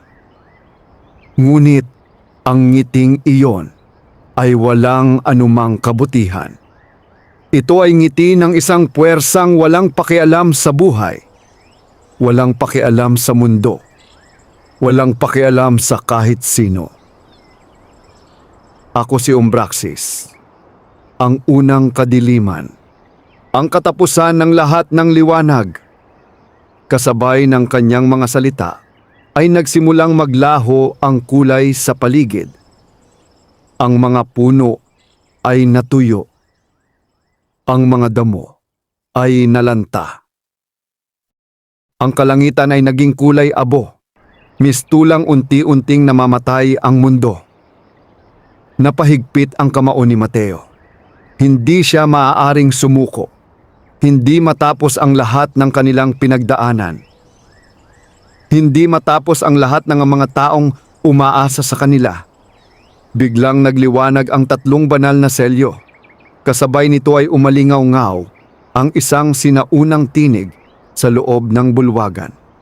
Hindi isa, hindi dalawa, kundi daan-daang tinig. Mga tinig ng mga tagapagbantay mula sa nakaraan. At sa gitna ng liwanag ay muling lumitaw si Arkan, kasama ang maraming sinaunang tagapagmana ng bantay na anting. Tumingin sila kay Mateo at sabay-sabay na nagsalita, panahon na. Panahon upang magising ang tunay na kapangyarihan. Biglang lumutang ang anting-anting ni Mateo at nagsimulang magliwanag ng higit pa sa araw. Napuno ng gintong liwanag ang buong tore. Napaatras maging si Umbraxis. Sa unang pagkakataon ay may bakas ng pagtataka sa kanyang mukha. Dahil may isang kapangyarihang matagal na niyang pinaniwalaang wala na. At ngayon, muling nagising ito. Ngunit sapat ba iyon upang harapin ang unang kadiliman? O ito na ang simula ng huling labanang bahanmanan para sa kapalaran ng buong mundo?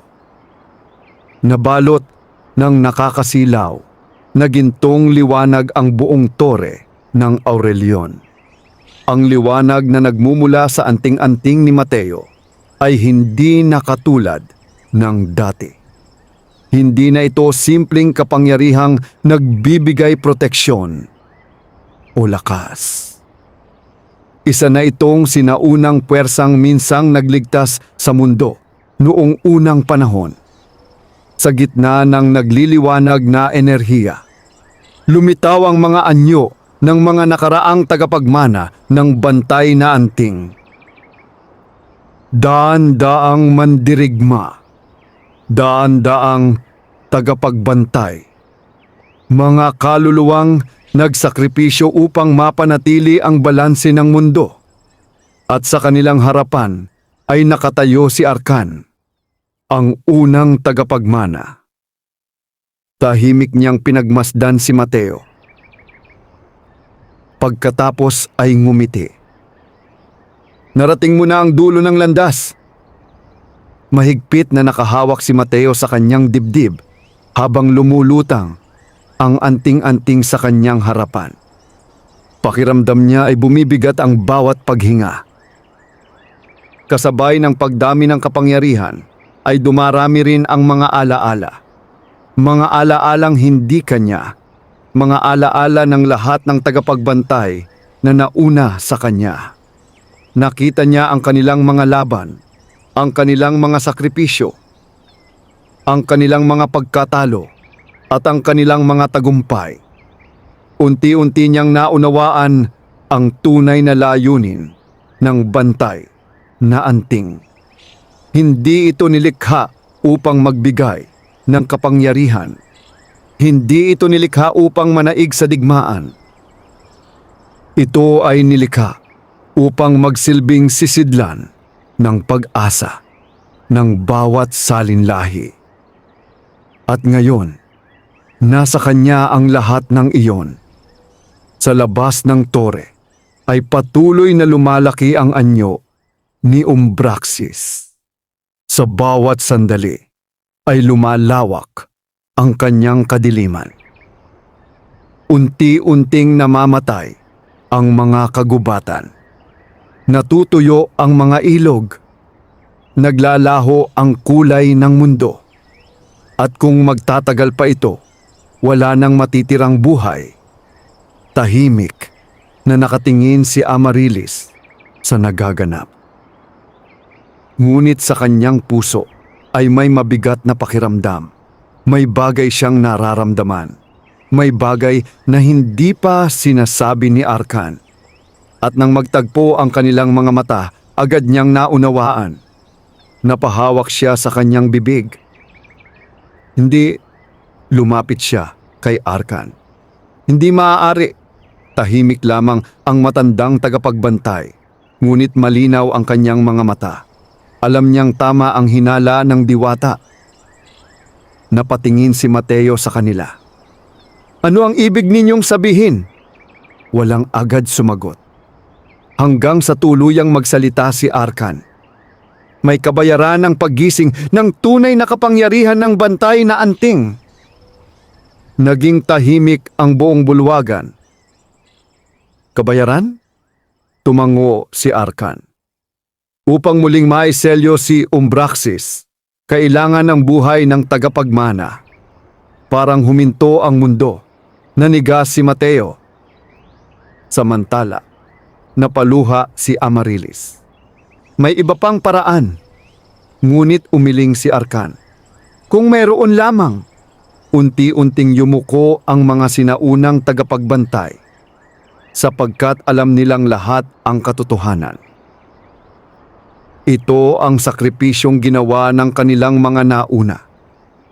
At ito rin ang sakripisyong hinihingi ng kapalaran ngayon. Matagal na nanahimik si Mateo. Napatingin siya sa kanyang mga kamay.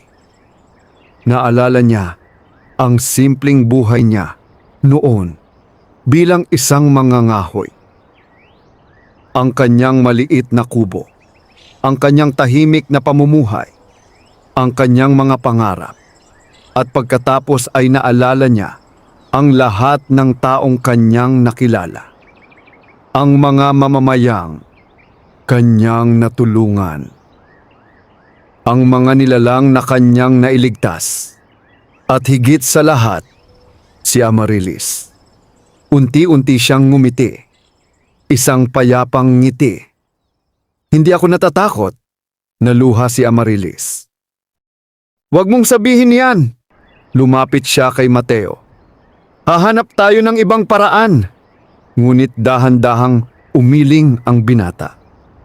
Kung ito ang magliligtas sa lahat, hindi ko ito pagsisisihan. Hindi na napigilan ng diwata ang kanyang mga luha.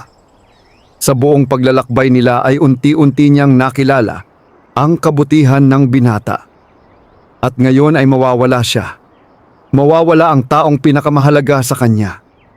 Mabigat man sa kanyang puso, alam niyang iyon ang katotohanan. Biglang umalingaw-ngaw ang galit na sigaw ni Umbraxis. Tumaas ang kanyang napakalaking kamay. At isang dambuhalang alon ng kadiliman ang bumagsak mula sa kalangitan. Paparating na ang wakas. Panahon na.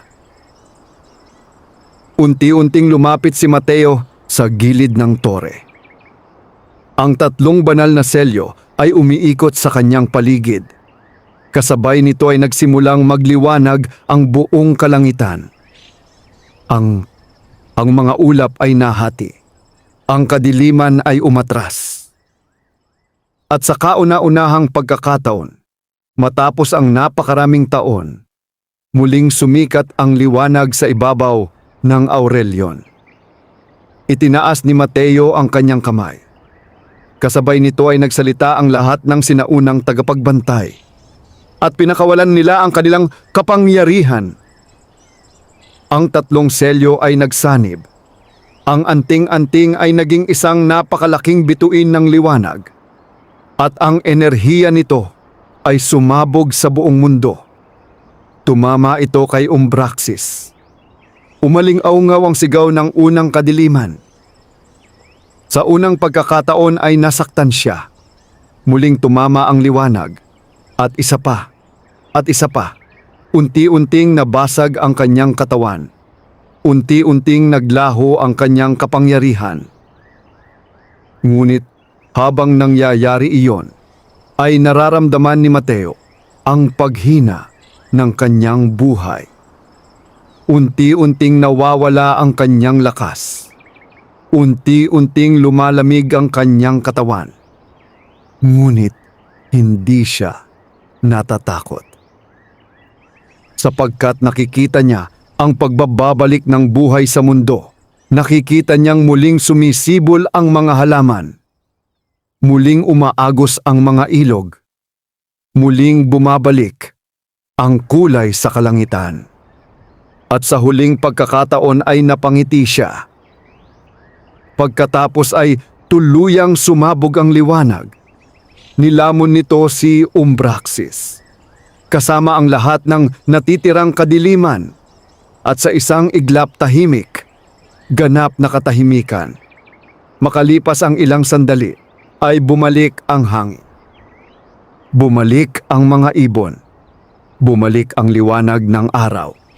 Tapos na. Tuluyan nang natalo si Umbraxis.